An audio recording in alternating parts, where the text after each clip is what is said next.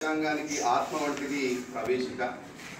ఈ ప్రవేశిక ఆధారంగానే మన పరిపాలన, మన దేశ భవిష్యత్తు అనేది నిర్ణయించబడతా ఉంది. కాబట్టి ఈ రాజ్యాంగ ప్రవేశికను ప్రతి విద్యార్థి నేర్చుకోవాలి, గమనంలో ఉంచుకోవాలి. ఆ ఉద్దేశంతో ఈ ప్రవేశికను మీ ముందు ఉంచుతున్నాను.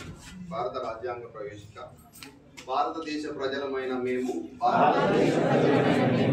భారతదేశాన్ని సర్వసత్తాక సామ్యవాద లౌకిక ప్రజాస్వామ్య గణతంత్ర రాజ్యంగా నిర్మించుకోవడానికి పౌరులందరికీ సాంఘిక ఆర్థిక రాజకీయ న్యాయాన్ని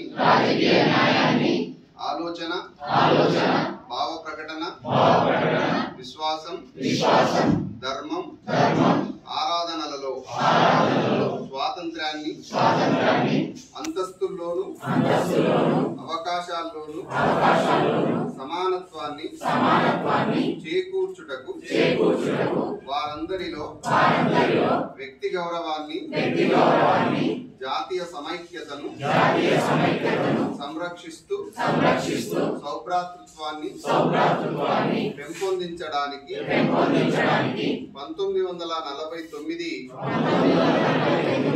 నవంబర్ 26న మన రాజ్యాంగ పరిషత్తులో ఎంపిక చేసుకొని శాసనంగా రూపొందించుకున్న ఈ రాజ్యాంగాన్ని మాకు మేమే ఇచ్చుకుంటున్నాం.